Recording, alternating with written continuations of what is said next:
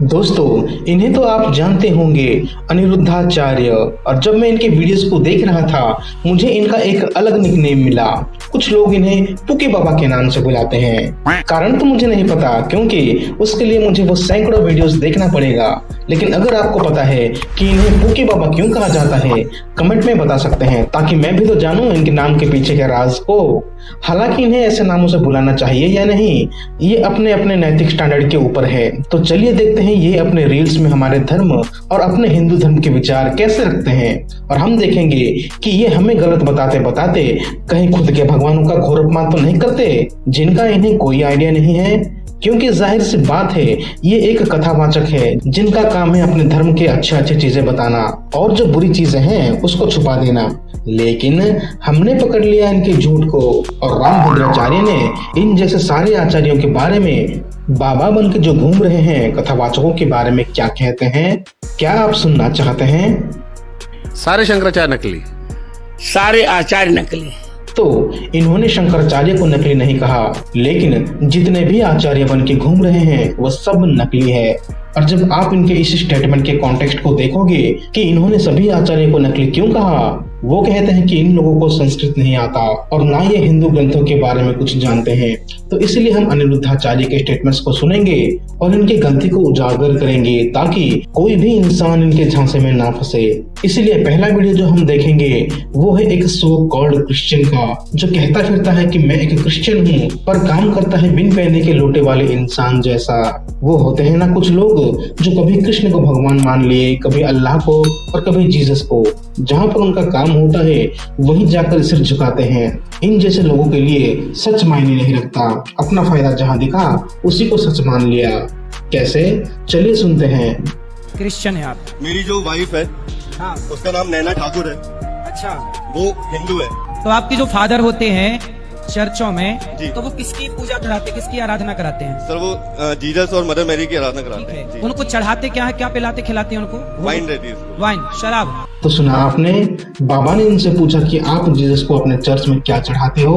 इस so called Christian को ये तक नहीं पता कि जो यीशु ने अपना लहू शिष्यों को आखिरी भोज के वक्त दिया था, उसको यीशु ने दिया था, ना कि उनके चेलों ने।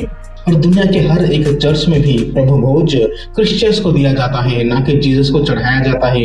ये पक्का हिंदू होगा या ऐसा क्रिश्चियन होगा जो पैदा तो हो गया है क्रिश्चियन परिवार में, लेकिन चर्च कभी नहीं जाता होगा। बाइबल पढ़ना तो दूर की बात है। और इस कहानी के बारे में तो बच्चा जानता है कि यीशु ने अपना लहू दिया था, ना कि उल्टा। पर ये नामधारी क्रिश्चियन ने क्या कहा कि पादरी जीसस को वाइन और ब्रेड चढ़ाते हैं। कौन है ये लोग? कहां से आते हैं? अब आगे सुनते हैं ये क्या क्या बोलता है। जी। तो जीसस को शराब क्यों पिलाते हैं? जब सूली पे लटकने वाले थे जी, तो उन्होंने अपने 12 शिष्यों को बुलाया था और बोला था कि ये शराब मेरा लहू है और ये जो रोटी मैं दे रहा हूँ ये मेरा शरीर है, जी। तो इसे आप ग्रहण करो। तो उन 12 शिष्यों को ग्रहण करवाया था, तो तब से ये चला आ रहा है। तब से शराब चढ़ रही है। जी। चलो, इसको कहानी तो पता है, लेकिन क्या बोल रहा है? शराब। जीसस ने वाइन दिया या शराब? और कौन से चर्च में होली कम्युनियन में लोगों को शराब दिया जाता है? कोई बताएगा? ये खुद को कैथोलिक कह रहा है। कोई कैथोलिक है जो बताएगा कि आपके चर्च में शराब दिया जाता है या वाइन? ऐसा मूर्ख कहाँ से आते हैं?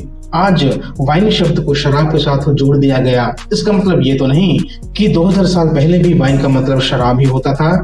अगर आपको जानना है डिफरेंट टाइप ऑफ वाइन्स और जीसस ने कौन सा वाइन दिया, मैं डिस्क्रिप्शन में वीडियो डाल दूंगा, देखना जरूर। चलिए आगे बढ़ते हैं। जबकि सनातन धर्म में तो हमारे यहाँ शराब पीने को पाप कहते हैं। जी। तो बाबा कहते हैं कि तब से शराब चढ़ाया जाता है, लेकिन इनके यहाँ शराब नहीं चढ़ाया जाता।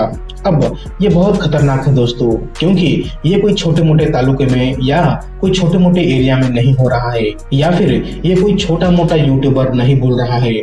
इनको करोड़ों लोग सुनते हैं टीवी में, यूट्यूब में, फेसबुक में, तमाम प्लेटफॉर्म्स में। क्लिप्स काट कर वायरल किया जाता है और ये दिखाया जाता है कि देखो, क्रिश्चियनिटी में क्रिश्चियंस अपने चर्चों में जीसस को शराब चढ़ाते हैं। क्या ये खतरनाक नहीं? इसलिए हम देखते हैं कि तुच्छ बेरोजगार दल गले में कोई लाल गमछा पहन के प्रार्थनाएं सभा भंग करते हैं, क्रिश्चियन पादरियों को मारते हैं। क्यों? क्योंकि इन जैसे सो कॉल्ड क्रिश्चियंस खुले मंच में जाके ये कहते हैं कि हमारे चर्च में जीसस को और मरियम को शराब चढ़ाया जाता है। और आगे बाबा कहते हैं कि इनके धर्म में शराब नहीं चढ़ाया जाता।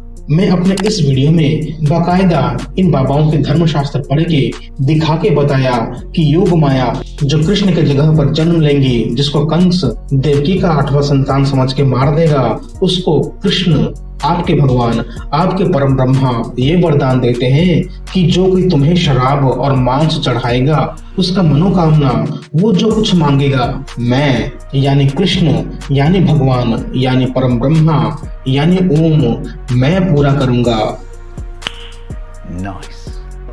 और ये बाबा कह रहा है कि उनके यहाँ शराब नहीं चढ़ाया जाता, इसलिए तो रामभद्राचार्य ने ये कहा। सारे आचार्य नकली हैं। आगे देखते हैं। जीसस को भगवान का बेटा बताया गया है ना, जी, परमेश्वर का पुत्र। परमेश्वर का पुत्र। तो जीसस के फिर परमेश्वर कौन है? जी, मेरे लिए तो परमेश्वर और श्री कृष्ण है। अच्छा, मतलब परमेश्वर मतलब श्री कृष्ण। वाह। तो ये नामधारी ढोंगी क्रिश्चियन कहता है कि जीसस ईश्वर के पुत्र हैं, और ईश्वर यानी उनके पिता कौन हैं? कृष्ण। मतलब 2025 हो गए हैं, हमने 7 साल पहले ही वीडियो बना रखा था जिसको हजारों लोगों ने देखा। हालांकि वो चैनल डिलीट हो गया, कोई बात नहीं। और मुझसे पहले भी कई क्रिश्चियंस बता रखे हैं कि पिता कौन है। 2000 साल के चर्च के इतिहास में हर संडे बताया जाता है कि पिता कौन है। उससे भी पहले 1500 साल के यहूदी इतिहास में भी सभी को पता था कि पिता कौन है। बस इस क्रिश्चियन को 2025 में ये नहीं पता कि पिता कौन है, और हजारों लोगों के सामने कह रहा है कि पिता कृष्ण है। नहीं सारुण के यहाँ कुछ तो गड़बड़ है, जरूर कोई ना कोई गड़बड़। मैं इसे और जितने भी लोग इस वीडियो को देख रहे हैं बता दूं, जिस समय जीसस थे उनके पिता थे पवित्र आत्मा थे, तब कृष्ण तो क्या, उनके माता पिता देवकी और वासुदेव का जन्म भी नहीं हुआ था। और सिर्फ उनका ही नहीं बल्कि उनके धर्म का जन्म भी नहीं हुआ था। और ये नामधारी क्रिश्चियन आज बता रहा है कि जीसस के पिता कृष्ण हैं। खैर, लोगों को जो झूठ मानना है वो मान सकता है, सच तो नहीं बदलेगा। और यीशु कौन थे, उनके पिता कौन थे, अगर आपको जानना है तो इस वीडियो को देख सकते हैं। बाइबल में नाम के साथ बताया गया है। तो मैं अपने सभी दोस्तों से कहना चाहता हूँ, ऐसे नामधारी झूठे क्रिश्चियन से बच के रहिए। चलिए, तो हो गया एक ढोंगी क्रिश्चियन और ढोंगी बाबा के झूठ का पर्दाफाश। अब देखते हैं एक और बाबा का वीडियो। ये कोई साधारण बाबा नहीं, ये आज के पूरी मठ के शंकराचार्य है, जगत गुरु शंकराचार्य स्वामी निश्चलानंद सरस्वती, जिनको ये उपाधि मिलती है। सोचिए इनका ज्ञान कितना विशाल होगा। लेकिन देखते हैं ये क्या कहते हैं जीसस के बारे में, और उनके पास कितना ज्ञान है उसको भी हम चेक कर लेंगे। अरे क्रिश्चियनों, अरे ईसाइयों सुन लो, अरे कन्वर्टेड ईसाइयों सुन लो, हिंदू से क्रिश्चियन बनने वालों ध्यान दो। तुमने हिंदू धर्म छोड़ा है ना, इनकी बात सुनो, ये ज्ञान की बात बताने वाले हैं। तुम पहले रोम जाओ, ईसा मसीह की प्रतिमा का दर्शन करो। वहाँ ईसा मसीह की प्रतिमा वैष्णव तिलक से युक्त है, अब वैष्णव हो जाओ। अच्छा, हम रोम जाए और ईसा के मूर्तियों के माथे पर वैष्णव तिलक लगा होता है, इसलिए मानो कि तुम्हारा ईसा एक हिंदू था और इसलिए तुम्हें ईसाई धर्म छोड़ के हिंदू बन जाना चाहिए। वहाँ शंकराचार्य ने कितना गहरा राज बता दिया हमें तो कुछ मालूम ही नहीं था। इसलिए अपने अज्ञानता में जब मैंने गूगल में सर्च किया कि क्या सच में रोम में कोई ऐसा मूर्ति है कि नहीं, मुझे क्या मिला? अंडा। यहाँ लिखा है there is no known or documented statue of Jesus in Rome featuring a वैष्णव तिलक। यहाँ लिखा है कि ऐसी कोई मूर्ति नहीं है जिस पर तिलक लगा हो। और इस क्लेम की शुरुआत किसने की? पूरी मठ के शंकराचार्य। दोस्तों, आपने देख लिया हिंदू धर्म के शंकराचार्य के ज्ञान को। मैं ये नहीं कहता कि यहाँ जो लिखा है वो 100% सही है, क्योंकि मैंने खुद रोम जाके तो नहीं देखा। क्योंकि आप जानते हैं हम सिर्फ एक क्लेम के लिए अपना लाखों रुपए खर्चा करके रोम जाए और मूर्ति ढूंढने निकले? नहीं ना, हम यही से देखेंगे। क्योंकि मुझे नहीं लगता कि ये भी कभी खुद गए होंगे, क्योंकि गए होते तो फोटो या वीडियो खींच के लाए होते और हमें दिखाया होता। और यहाँ तो लिखा है कि कोई मॉडर्न स्कॉलर भी इस बात को नहीं मानता या उन्हें कोई सबूत मिला, लेकिन ज्ञानी शंकराचार्य को पता नहीं कहाँ से ज्ञान मिल गया या दिव्य दृष्टि मिल गया कि पूरी में बैठे बैठे ही इन्होंने रोम में बना एक मूर्ति देख लिया और उसमें भी माथे पर तिलक दिख गया। ऐसा ज्ञान है किसी के पास? बताओ। ना स्कॉलर्स के पास कोई प्रूफ है, ना इनके पास कोई प्रूफ है। फिर भी सबके सामने आके बोल दिया कि ईसा एक हिंदू था। और कोई कहे कि इन पर विश्वास ना करे, ऐसा कोई कारण है क्या? बताओ। चलिए आगे देखते हैं इनके ज्ञान को।